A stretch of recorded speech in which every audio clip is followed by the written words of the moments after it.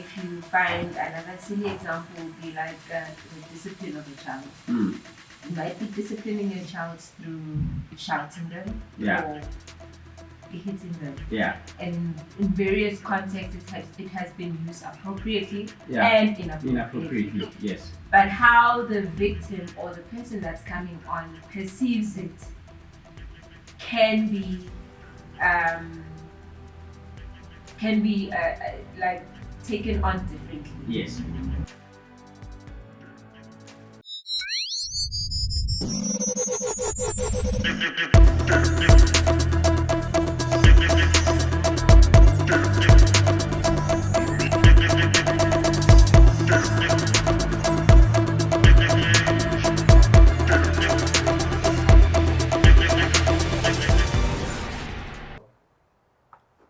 Hi and welcome to the show. Kalina ke Rasemisi Motala. That should be a usual standard thing by now. And we are happy today, mental wellness, which is another part of wellness, I believe. We really like you to like this space or target and we can have this conversation. And please come again next time. Thank you for inviting me. I love social. Social loves you too. And I believe you do what they call a drama therapist. Yes. That's what you do. Yes. Okay. What is that? Okay. So drama therapy is part of the arts therapies. Okay. And it's registered with the Health Professions Council of South Africa. All right. It's a fairly new profession in South Africa. So it falls within the scope of music therapy, arts therapy, but we're all under the branch of arts therapy. Okay. Okay. So what we provide is another way to help with psychological wellness. Okay. And that is what we offer to the community here. And then, okay, I hear with everything that you said, yes. And then is that whatever you do is you do it through drama? Because I don't hear drama in everything that you said. So part of the qualifications in order to be a drama therapist, you need to have an undergrad in psychology. Okay. So it's showing that most of our work is psychologically aligned. Okay. So it's providing an alternative to the original psychotherapy and all the other therapies that have been offered. Okay. Yes. So it's not... So what drama therapy does, it provides clients with an opportunity to rehearse for life. So it's like a take. When you go to say take one and you're like, I didn't do it properly. So you are preparing people on how to encounter life's challenges through a different lens, as opposed to how they would have if they hadn't rehearsed. Oh. Yes. Okay. So it decreases psychological ailments, and it works with different diagnoses. As drama therapists and art therapists, we do not diagnose like with clinical psychology. Okay. But those are some of the professionals that we work with. All right. In the scope here. Okay, that's quite interesting. I must say, when I heard of what you do before, I was like, I didn't know that something like that existed. Yes. Yeah. But today we're talking mental wellness, and my question is, what are we talking about when we're talking about mental wellness? Because I assume that if we're talking about body wellness, there are things that we should be staying away from that makes the body not to be well. And a person who's not well is usually in bed, So when you talk about mental wellness, what are we talking about? So the way in which I perceive wellness is as a holistic spectrum. Okay. So you can't have mental wellness if you don't have physical wellness. They usually work together. Okay. It's an array of things where you have to look at the whole spectrum. Okay. A rainbow. Okay. So you can't have a rainbow without a green. You can't have a rainbow without a blue or red, right? Okay. So it is a branch of health Okay. because it's health and wellness. Okay. But specifically, we are looking at psychological ailments. What Okay. are the contributors to psychological ills? Okay. So psychological ills, we're talking about things like trauma. How do we work through trauma? How do we work through abuse? Because sometimes we find that there are clients who have been in situations that have kept them frozen. Okay. How do we work through anger? How do we work through peer pressure? How do you work with working from a broken heart? Ah. So those are some of the things that affect the holistic wellness of the Okay. individual. Okay. And it affects how you perceive life and how you interact with other humans. Okay. So other things that we look at are diagnoses that are on the DSM. Mm. So the DSM is the diagnostic manual that helps diagnose different ailments, schizophrenia, we have anxiety, depression, social anxiety, people that can't interact with other people. Yeah. So when we do drama therapy, then we are allowing people to rehearse on how they will be interacting with other humans. For example, if a person has social anxiety or anger management issues. Yeah. Yeah. Ah, okay. So you create an environment where somebody can actually see the outcome of a certain action that you might usually be taking. Yes, out or of- even replay traumatic cases and help them break them down in a way that they are manageable and that Okay. they can move on with life. Okay, because I'm just thinking, right? I've been hijacked before, and I could tell. Well, I didn't see a therapist. I probably still have to do. It was years back, probably about 10 years, 12 years ago. But I remember very well that after that, I struggled with people around me when I'm driving. When I'm at a stop sign, you overcheck the people who are passing, and because of your thinking, this can be a potential hijacker, and you are always on a panic mode when you don't need to. So I'm thinking it's easier for people to just say move on.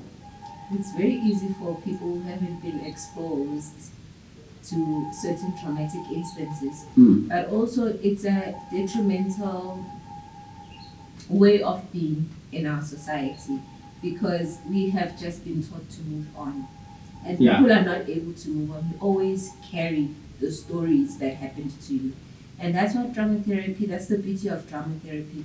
We work with what the story that the individual brings. Okay. So, like for example, you are in what we would call in a stuck mode because you had been frozen in that scenario, and you're not able to move beyond it. Okay. So we find alternative ways to get you unstuck, Okay. but that will be specifically framed for you in order to get you out of that stuck mode and to be able to move on with life. All right. So you find other people, other diagnoses. For example, you have people who have OCD, so they are obsessive and compulsive in their behavior. They go and they check if they've locked the door. For example, simple things like that. If they didn't switch off the stove, they take 10 times, and you are not able to. It disrupts how you do life. Yeah. So we able to, through drama therapy, work out those scenarios and see how else it would work if it didn't have such an effect on your life.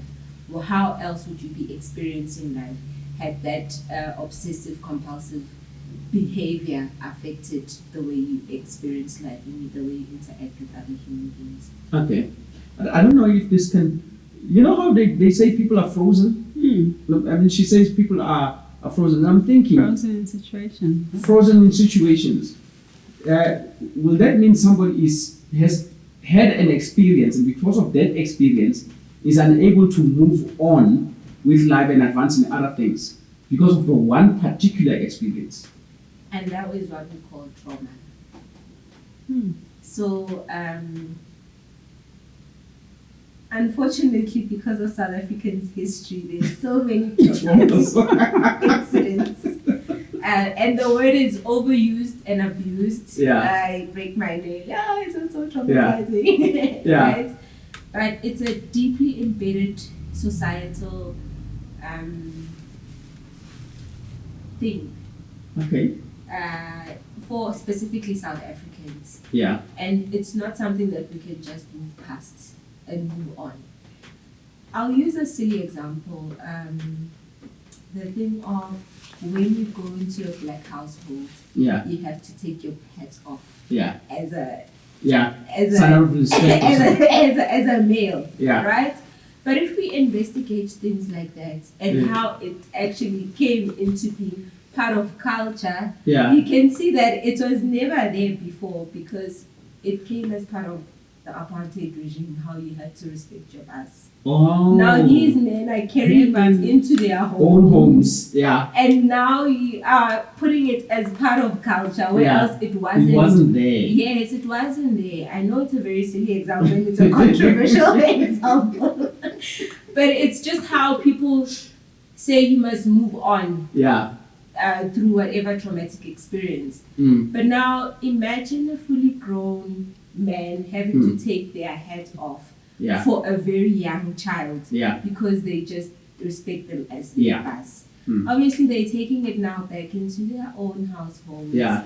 And now implementing it and integrating it as part of culture and society Mm. and re-traumatizing Their own family. their and their own kids. family, but without being aware. So that is just an example of how trauma can affect people societally and generationally. Sure. Nah, that is something for me. That is something for me, especially the example that you made. That is something for me. Because now it might probably have to go back to the question of the why we do certain things, so that we can break ourselves from things that do not matter Exactly. and they are holding us stagnant Exactly. because we are having them, we practice them, but we don't actually have a The reason. origin. Yeah. Origin. It's the effects that's the effects of trauma, and that's basically why mental health and wellness is needed, so that you are able to restructure and reorganize and live life consciously and presently as possible. Okay. I think I have two questions coming from that. It's as a society and maybe looking at a black society, I would want to hate saying as South Africans, but probably look at it broadly, because I don't think apartheid affected only South Africans. It affected a lot of Africans, and I think throughout from the south all the way to the north of the continent. And I'm saying, are we as a nation a traumatized people? I don't want to say generation, probably it has been happening for generations. Are we a traumatized generation? Generally so, that in our behavior, in everything, even in administration, we see signs of trauma in the way that people do things. That guy, why, Mr. Government, why did you make such decisions? Was there some, or are we generally seeing trauma? And I think maybe I can just throw in the second question. And the second question being, if yes, there is trauma, how do we deal in such a large scale trauma, if there is such a way? Yes. On the first We one. are a traumatized Yeah. nation because our story lies from the history that came, and that was a violent history that was imposed on the people of South Africa. So I'll just speak contextually. Yeah. So contextually, yes, we are traumatized because of our violent history. And that has been perpetuated in politics, in households, in relationally, gender-based violence. We see it pop out in different ways. The anxiety levels, the anger levels, it's just very evident in society right now that Yeah.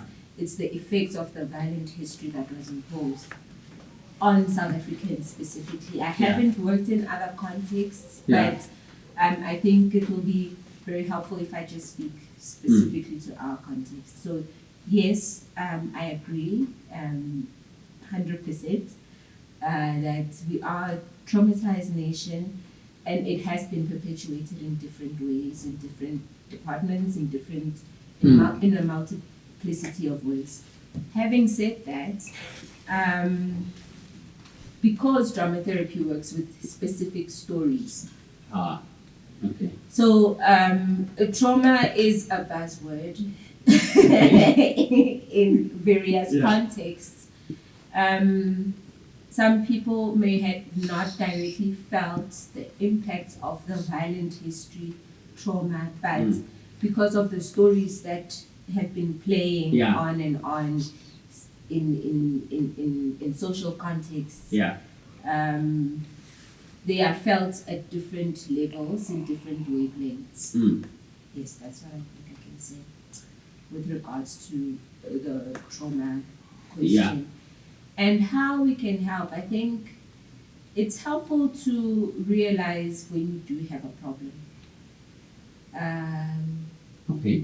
You can't help somebody that doesn't think that realize they have that, a problem. If there's nothing wrong and it's working how I've been working, it's fine. If you find another silly example would be like the discipline of a child.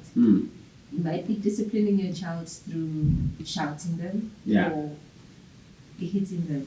And in various contexts it has been used appropriately and inappropriately. Yes. But how the victim or the person that's coming on perceives it can be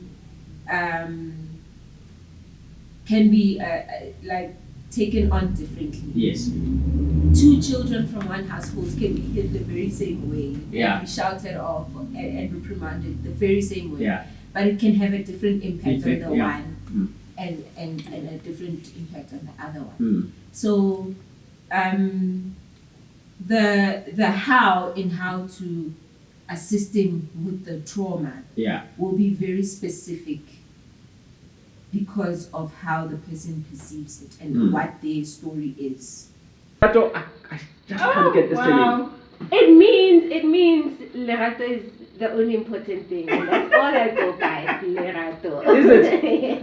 Okay, from me, Lerato. From me, Lerato. Not me, Lerato. I'm not Lerato. But from me, Lerato. And Lerato. And our producer, and our camera people. And Mpo the other side. Thank you very much. And guys, see you next time. Bye.